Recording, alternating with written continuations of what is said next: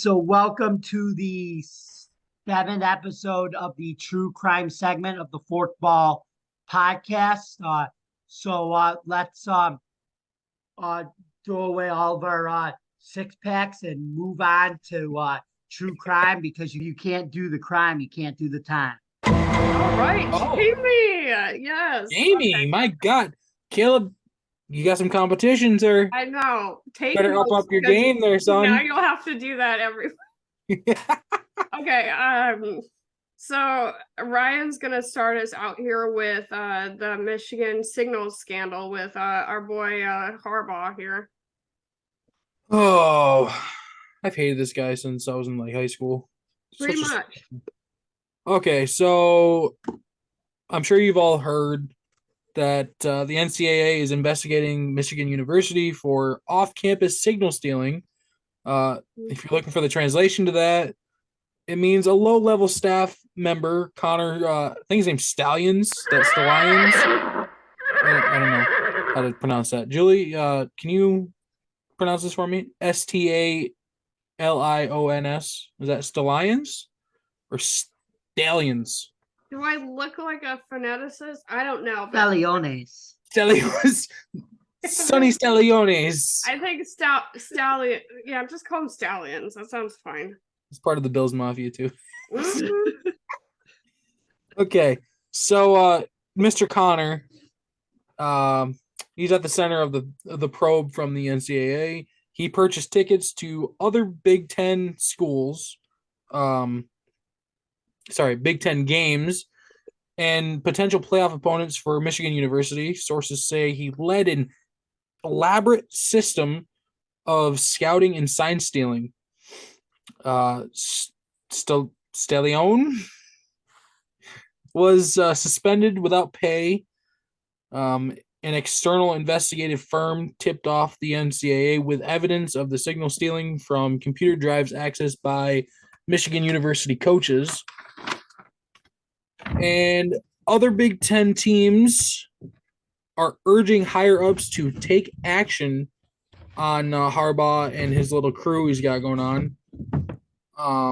As of Friday, November 3rd, Connor resigned from his position. So he's no longer there, but this dude, Mr. Harbaugh, is still in some deep shit, as is the entire football program. You know when Urban Meyer is the guy talking about you, that you're in a bad place in your life? And he coached against Harbaugh too, so. Yeah, and I found an article about him where he said some people are saying that everybody does this, and he said, I played the game for 4 years and walked 10 miles in the snow and to school every day, and I never saw this happen. He thinks that they're being sneaky and underhanded, and as an individual who knows how to do that so well, I believe his hot take. It's kind of like when OJ Simpson is making comments on Twitter about if people are guilty or not. I'm like, you of all people are an expert on whether or not somebody did something or if they did. And so I think Urban Meyer has the market on being a smarmy coach, so he can identify it in someone else. So if he says that he thinks this is a problem, I believe him. Hey, when people show you who they are, believe them. Absolutely, Jamie. Yeah. Listen, if a snake shows its fangs to you, are you gonna stick your arm in his mouth? No, you're gonna walk away. Well, Harbaugh would apparently, but he probably took notes from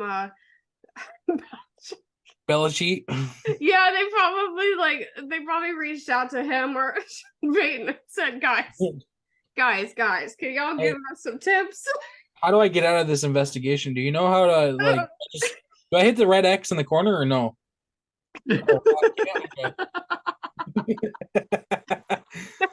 Now, do I destroy my phone as well? I don't know. I don't know. I've never been in this position before. That was Brady without deleting anything. Do not be a Josh Duggar, okay?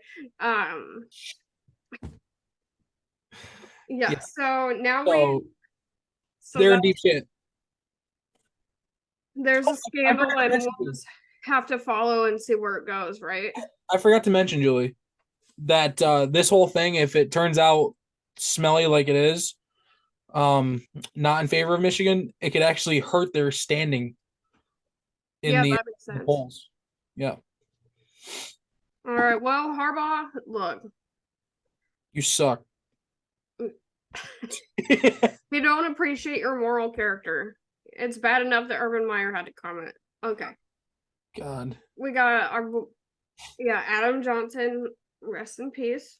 So his fiance Ryan Wolf actually had to be the person to identify his body, and so our thoughts are very much with Ryan Wolf. I can't even fathom how upsetting that would be. And so now we are going to Not gonna make us watch the video, are you? no. Hold on. I have morale. That is gross. Okay, So just what we're making doing sure. here is we're making a note. So there has been 2 other players who have well, I'll back up and say that currently there is a trial, and this is the forkball.com, as y'all know, and this is an article that I wrote about all the players who ever died on the ice or as a result directly of an injury on the ice. But I'll back up and talk about this situation. The South Yorkshire police are investigating the death. A family member and a US TV host, Jesse Walters, say it looks like murder. So we're hearing the M word here. Some describe Matt Petgrave as losing his balance. But when I saw it, it looked all the world to me like a karate chop to the neck. I mean, a karate kick to the neck. I mean, it looks so blatant, and it doesn't look. I mean, it's kind of insane. As we all know, my heyday for hockey was in the 90s. And I remember seeing blood and teeth flying and people like beating the actual snot out and brain out of each other. But I don't remember people karate kicking people in the carotid arteries. And so if it didn't happen then, it shouldn't ever happen ever. And so I can't really believe that this is an issue. So I just mentioned, Julie, that it did happen back in the 90s or 80s. It happened to a Sabres goalie. He got kicked in the neck and died. yeah, you mentioned that, and I don't think that I saw that one, but well, I'll show you the ones I do have. So, outside Lauren, he actually, and why I'm bringing these 2 up is there was 2 cases that the NHL forefathers, because the NHL wasn't created yet, where they went to court because the injury that led to their death was like so blatant. So outside Lauren was one of those people. He played in 1905. So let me see here. Yeah, so he basically got beat to death with a hockey stick by Alan Loney. So Did he Loney, deserve it? getting beat to death? No. No, I meant like, did he deserve to get hit with the stick? Does anybody get to? Depends. So Loney was known for being violent, and I was like, well, that seems difficult in 1905 hockey when everybody was like insane.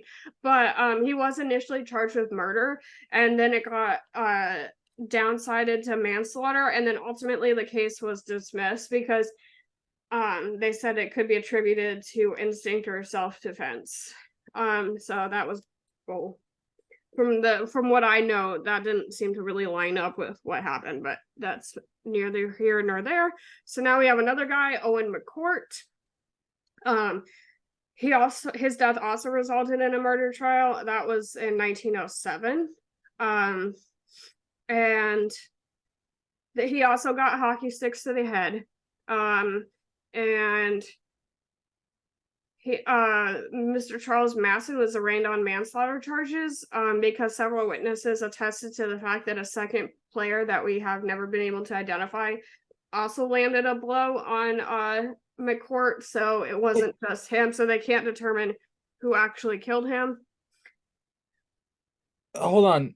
You said a second player that was unable to be identified? Yeah.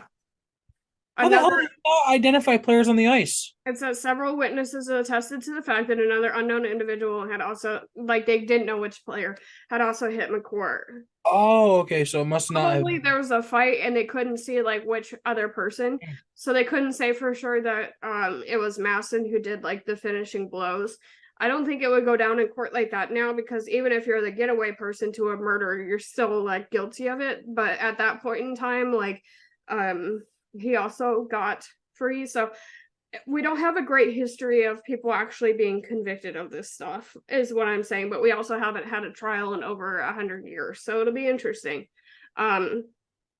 So the police said that the investigation will take a while, but they are investigating it as we speak. So I'm just going to talk about the other players who died by skates to the neck that I know of. We have this guy, Bengt Ackerblom.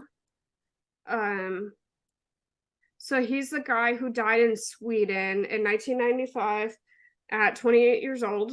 And a lot of leagues that I don't understand. And so Bank died after his carotid artery was sliced open by a skate blade. And yeah, he did make it to the hospital, but he died during the surgery. And so now neck guards are mandatory for all Swedish ice hockey players as of 1995. Imagine that. And a league acting quickly, an entire country acting quickly. So we have Tamir.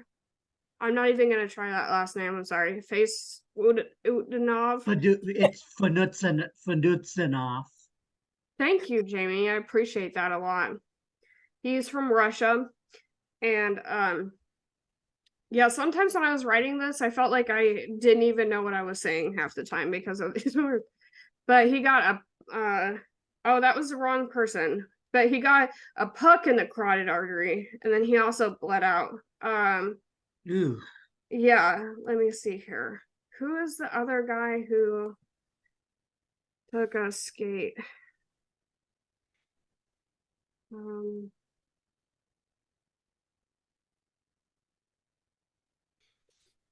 I know that there was another person. Crap. It was in 2021, I believe. Yeah, so we have this man died of a cardiac arrest on the field. This guy got beat with the injury. This guy got the skate blade to the neck. This guy died of a spinal injury after he nailed this. It was an icing incident. Yeah,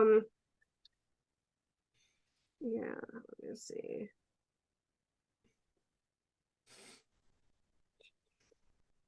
This guy had a heart issue. I always enjoy trying to explain icing to people who aren't familiar with hockey. The looks they give me after I explain to them is just. You just got to do it in the slap shot format with the Russian goaltender. There's Well, a big icing thing happened about when the puck come down, bang, before the other guys, nobody there. My uncle comes up and the game starts and stop again.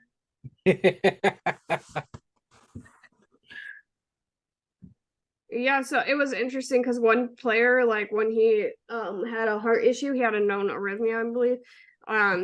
The ambulance had left because there's only 5 minutes left in the game, and then they also had a defibrillator that was out of order. So like I was like, come on, like everything came together to like prevent this guy from heart attack. Masterson? Yeah, Masterson. Yeah, he fell after getting clotheslined basically by two players, and then like the fall to the ice was caused a brain bleed that he died of. Oh, so you're saying if he had a helmet on, he would have lived? No, I'm just saying he died related directly to the injury. Oh, well, you said he had a brain bleed, so I figured, From yeah. the impact, but do I know it wouldn't happen because he if he had a helmet? I don't know that, so I'm not saying that. Okay. Wait, This guy, Alan Thicke died? yeah, Alan Thicke died on died as a result of a heart issue that he had on the field. Or he had on the ice. It was really dramatic. He was playing hockey with his son in an arena in California, and this happened like 2016 or something like that.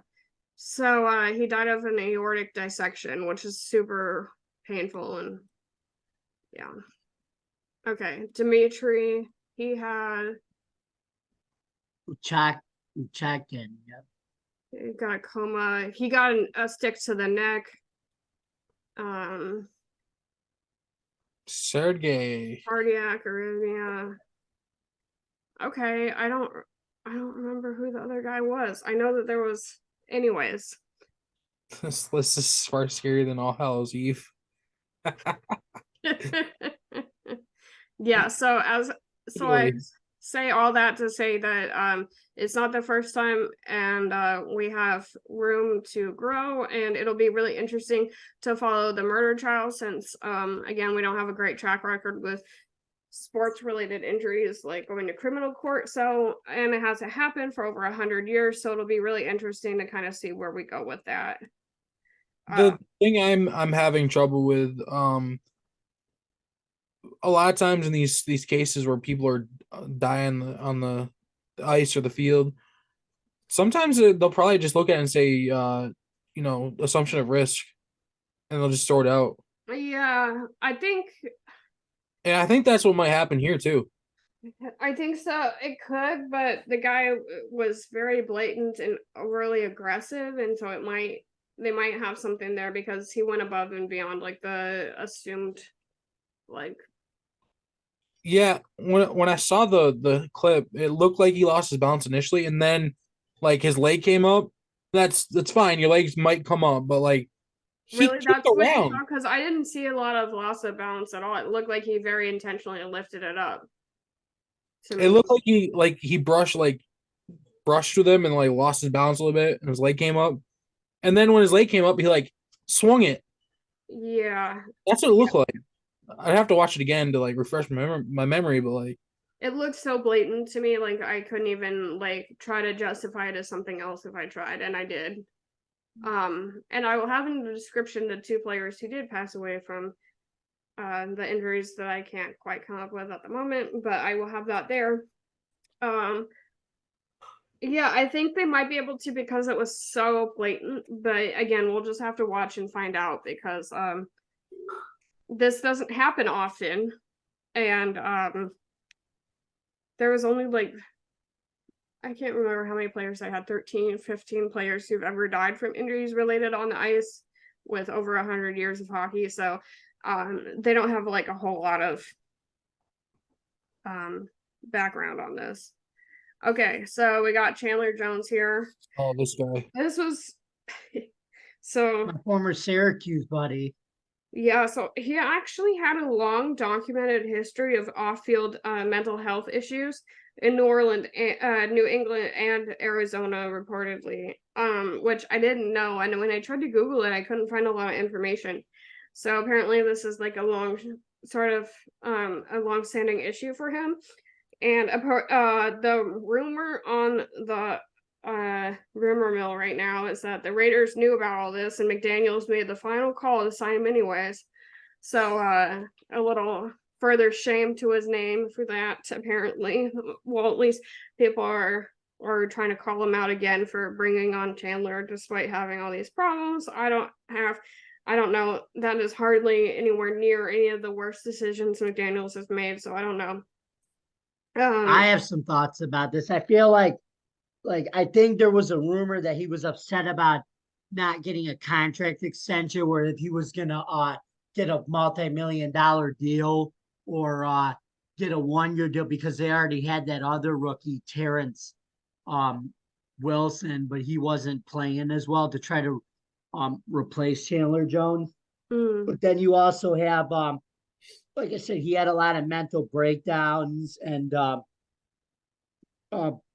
he I don't know. I mean, I feel sorry for this guy. I mean, he was a first round pick out of Syracuse back when Syracuse had Doug Marrone, and like he had a pretty good career with the Patriots. Then he played well in Arizona, and then just lost and couldn't take it anymore with the Raiders because of certain things. But I think he might need something like therapy or Yeah. therapeutic to help deal with his mental breakdowns.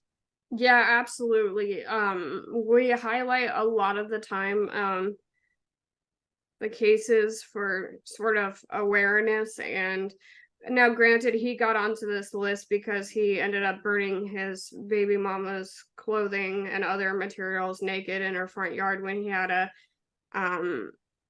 when he had the allegedly when he had the restraining order, but and we never condone violence, and that seems very scary, but aside from that, it is really unfortunate, and people need to, instead of continue to sign him and pretend like he's okay, there needs to be like some help, and I know they've been trying to give that. He did have the hospital stay, the involuntary one, which goes to my story. One, I will say he was seen in Vegas after the recent arrest, and he got his first tattoo at 33, and he has a new lady because she didn't apparently watch the news with the rest of us about his restraining orders.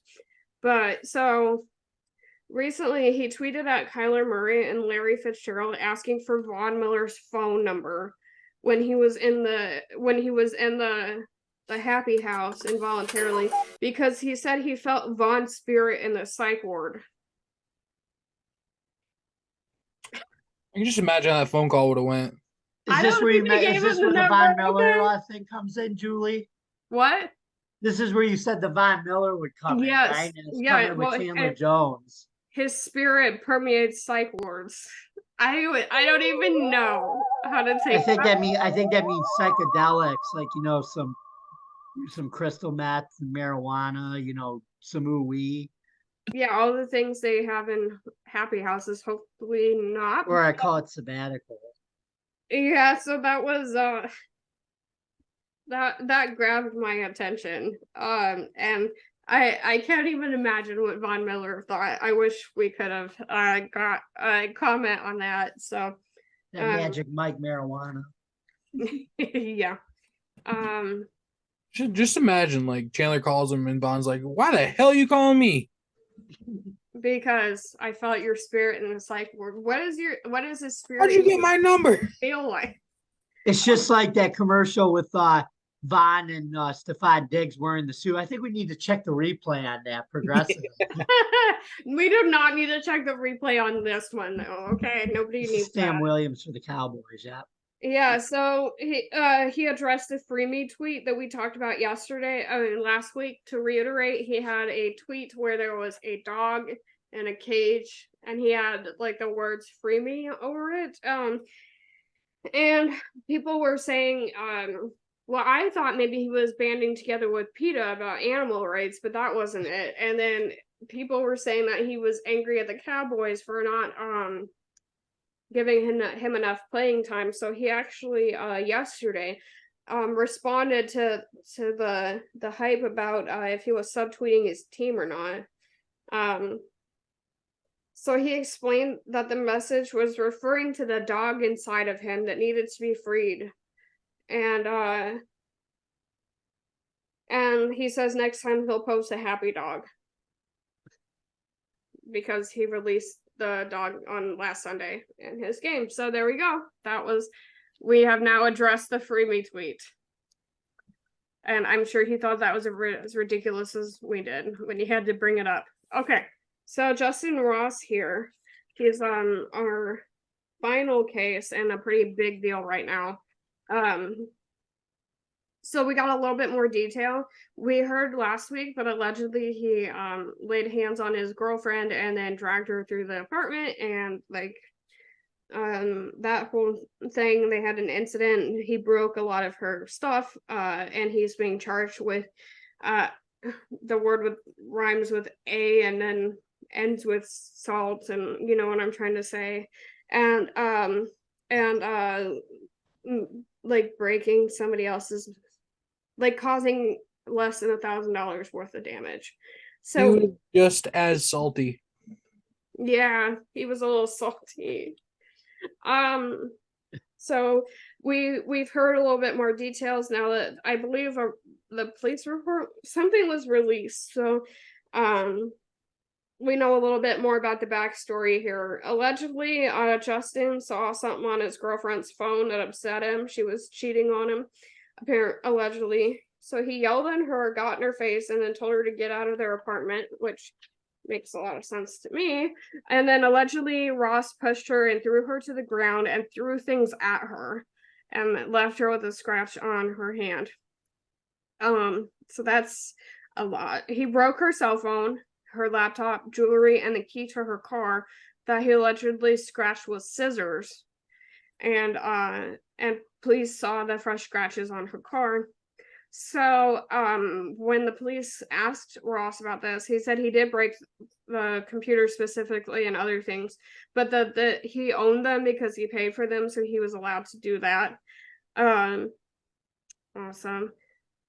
And a witness says that they saw him push a woman, and another saw him running a knife across his girl's car. So then he threw her belongings outside the door, and then shut it. So that is what we have a little bit more detail, because before it sounded like he was like dragging her by her hair through the apartment or something like that.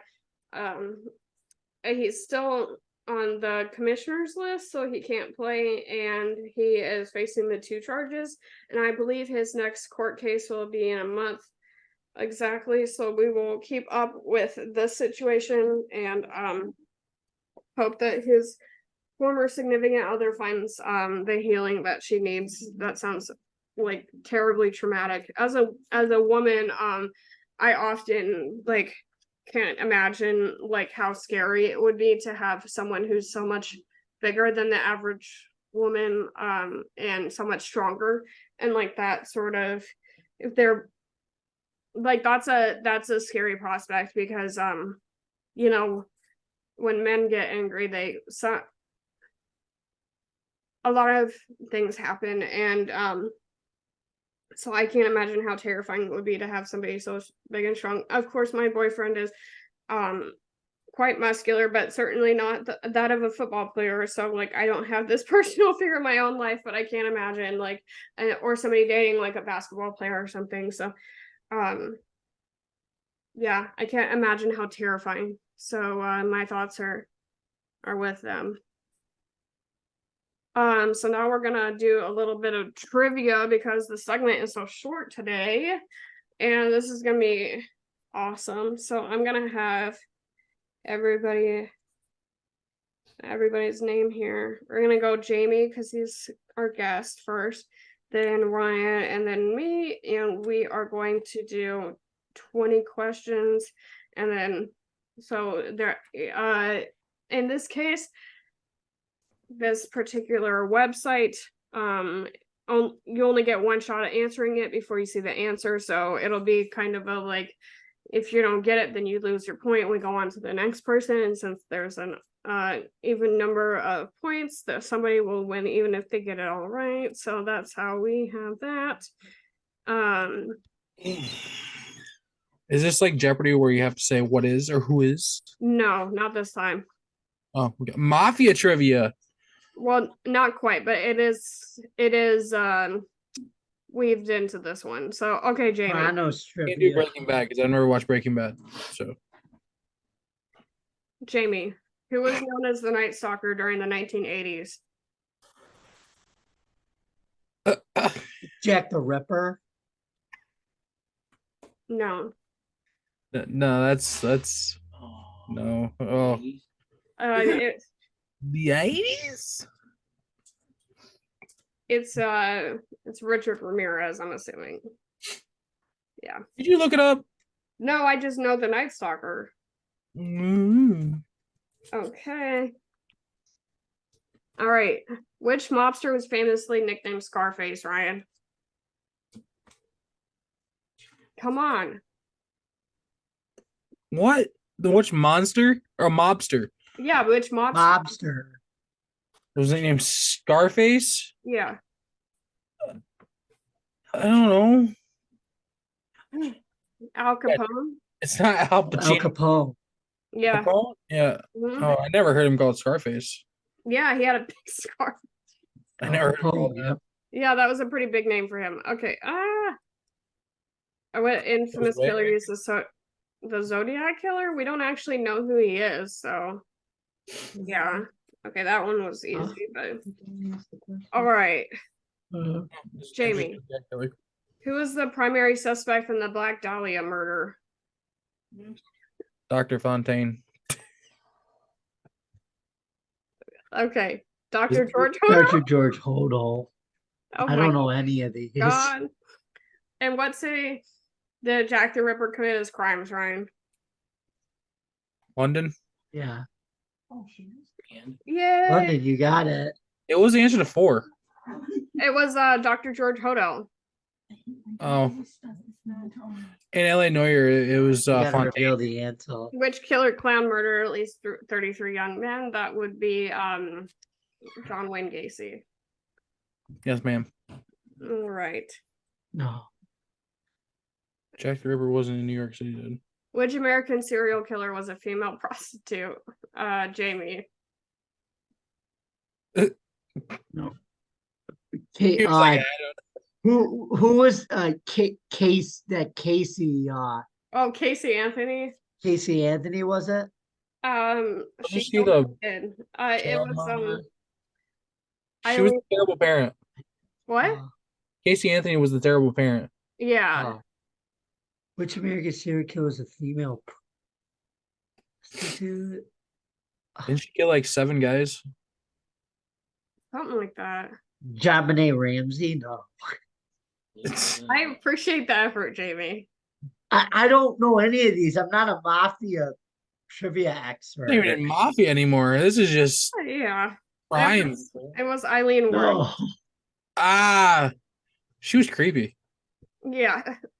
She really was. I mean, but- Julie, I could have said Carissa Thompson, but that wouldn't have worked out. Oh my God. I don't know. Unabomber?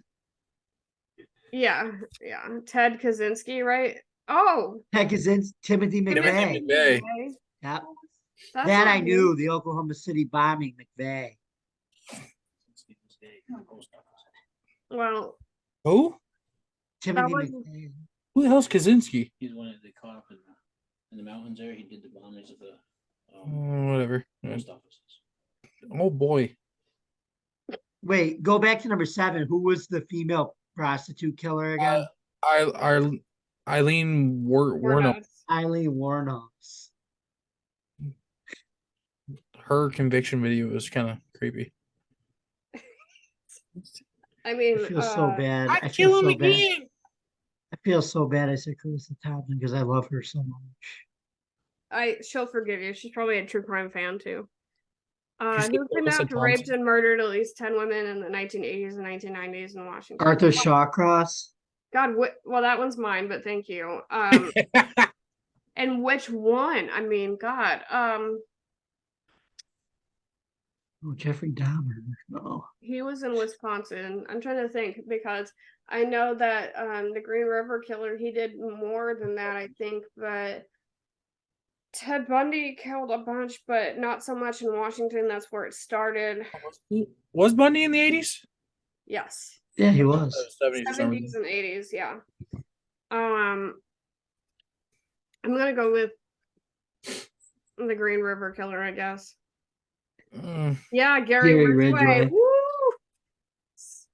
Yeah. Okay. That's the same guy, by the way. All right. There's 20 questions of these. Yes. Which couple went on killing spree in the night? Oh, is it Jamie's or mine? Jamie. Oh, Which couple went on a killing spree in the 1930s? it didn't end well for them. Bonnie and Clyde. It's gotta be, right? Gotta be. All right, Jamie, you on the board. You on the board. Got it. Okay. That's why Jay-Z and Beyonce yeah. ended up making a song called Bonnie and Clyde in 2002. Yeah. There we go. And you have to know this, Ryan. Huh? You have to know this. Who was the leader of the cult responsible for the Tate LaBianca murders? Uncle Charlie. Yep. Uncle Charlie. Okay. Charles Manson. Fun fact for you: if you really want that night to be undone, just watch Once Upon a Time in Hollywood. Yeah. It stops him.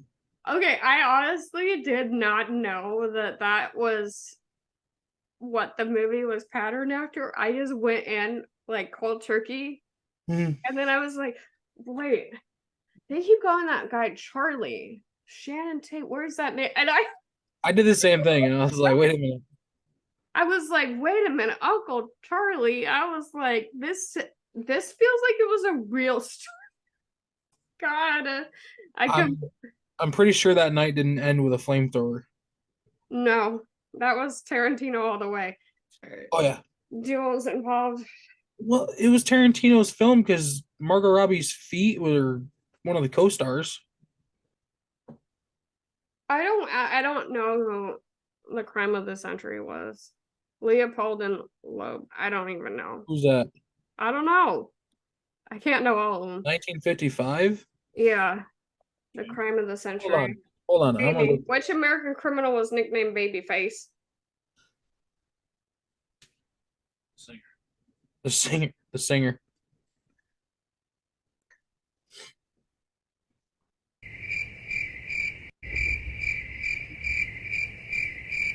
I'm trying to figure out what the crime of the century was. I feel like if there's a crime of a century, we should know what it was.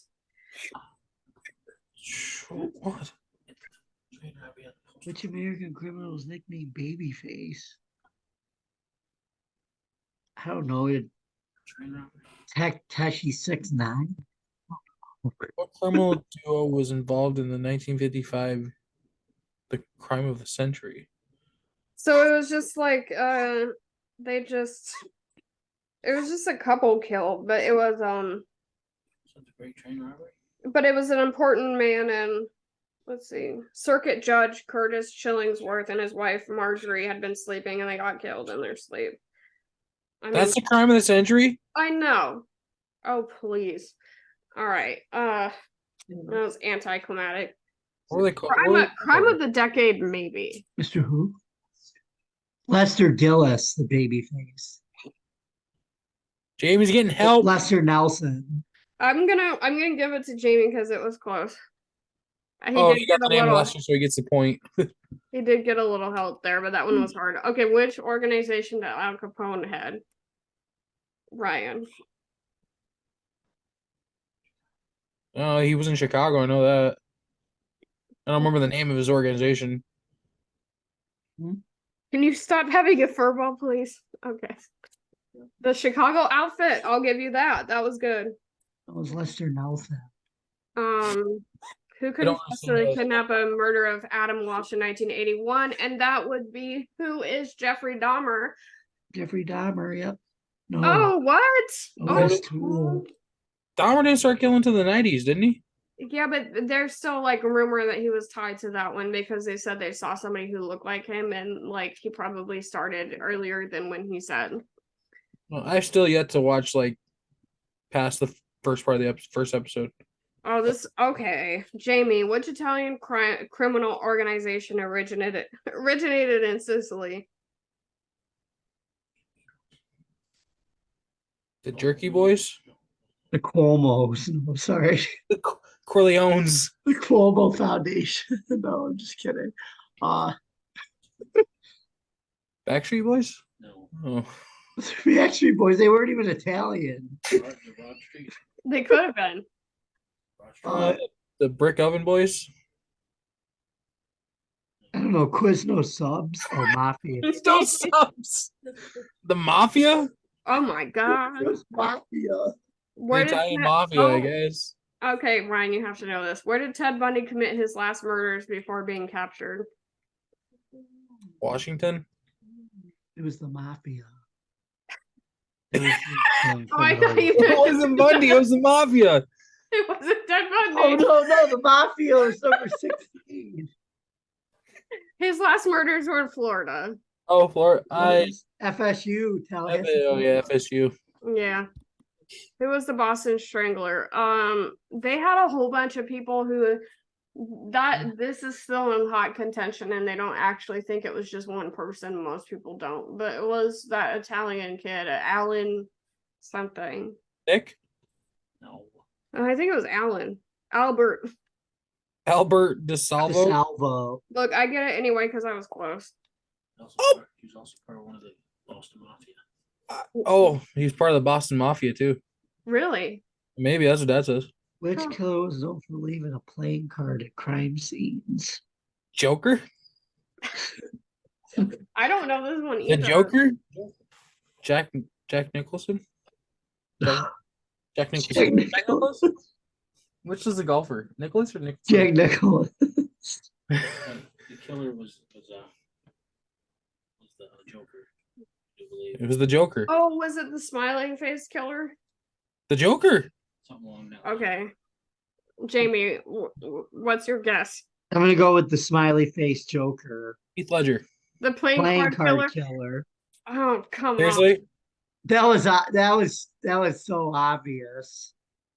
Are we gonna give Not that to him? obvious, but that was obviously climatic. Yeah. How dumb. Okay. This is the last question. Except it's not, because we're gonna go to 20. We're gonna go to 25 because I said so. Who killed Gianni Versace? I don't know. I didn't watch the show. No, we're on 20. I know Right. that. Okay. What What was this? This is your question. What is the pseudonym of the unidentified killer who operated in California in the late 1960s and early 1970s? Green River Killer. A hint is that we've already talked about him in this. Green River Killer? Or shoot, beats the shit out of me. Listen, if you would have said New York, I probably would have said Son of Sam. Oh, I didn't know that East one. area. Oh, yeah. Oh, Okay. We'll probably need that to was that. block sorry. out that word. Oh no. Something in life happens. YouTube says no.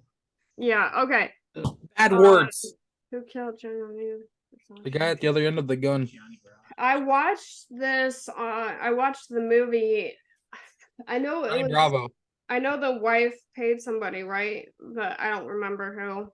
I didn't watch it on Hulu. Andrew Cunanan. Okay, yeah. I thought Medusa killed Gianni Versace because Versace, Medusa had on me like I'm Illuminati. Oh my god, James. Which serial killer operated in London's Whitechapel district, Jamie?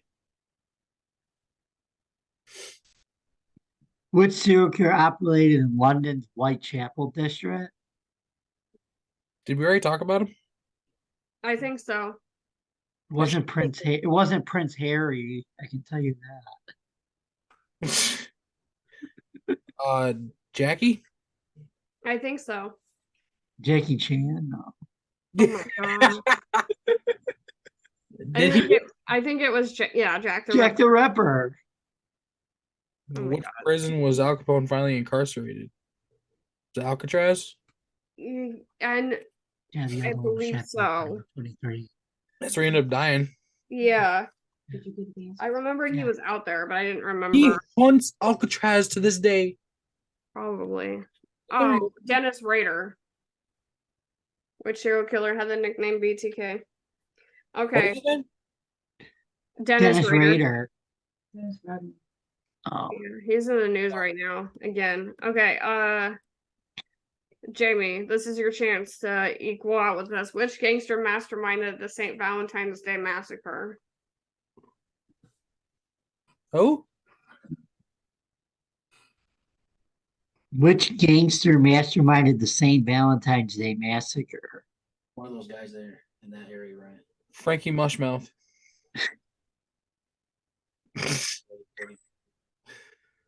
Sally Bugs?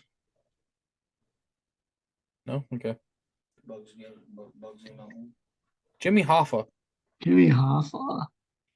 Just anyone? Tell him Whitey Bulger. Frank Kazarian. Whitey Bulger, right? Is it Whitey Bulger? I Wait, don't this is know. Jamie's. It's not your question. So Jamie. Woody Bulger. Huh? Al Capone. oh boy. Oh my god, it It was Al Capone. Wait a minute. There's two of them. St. Valentine's Day Massacre, Al Capone. So I feel like Because that the was- baboon hated love. we're probably gonna have to cut that too. Okay. What? And What? Baboon? no, just the Oh. accent. What are we gonna have to cut? What? Okay, so we have so we all got 5 right, which is embarrassing to me because I should know all of these, but I don't. And now I'm gonna go cry. Okay. But we You're fine, actually dude. did all tie up, so that's kind of impressive. So there are no prizes, no winners, and it's just another game of trivia. And that is the culmination of our true crime segment. Thank you, Julie, for doing this. That was awesome. Yeah, so just to reiterate, this is Jamie Malloy. You probably saw him in the Tailgate update yesterday. If you didn't, go look. He is a podcaster on Driving to the Top Productions. He does a Bill's Mafia chat there. He is on Twitter as Bill's Mafia Chat 1, right? And the Unbiased Journalist. And he also is a writer for Defiant Takes Football, and we'll have that information in the description. So make sure to go check him out.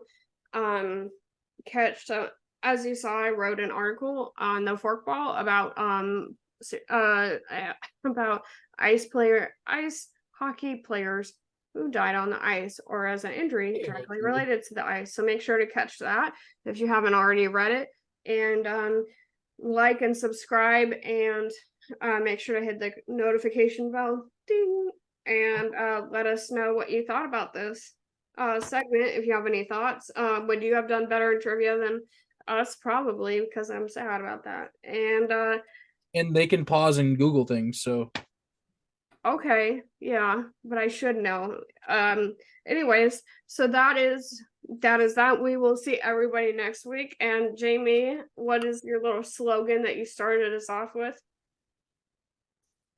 When we started us off, this has been the latest episode of the True Crime segment on the Forkball podcast. And remember, folks, if you can't do the time, don't do the crime. All right. Thank you for thanks, having me. Jamie. Thanks. Thank you for joining Thank us. you, Jamie. Hey everybody, this is editor Julie coming in with a couple things that we forgot to mention. So we will not be releasing a podcast next week, so you won't be seeing us until the 20th for Tailgate Update and the 21st for the True Crime segment. And we will have a Thanksgiving special the following week, so definitely worth the wait. We'll miss y'all, but we'll be right back before you know it. And also, just to clarify, we were discussing players who died by skate to the neck. Adam Johnson and Akra Blum are the only players who died in this way. We were not quite sure about that at the time of the filming. I wasn't.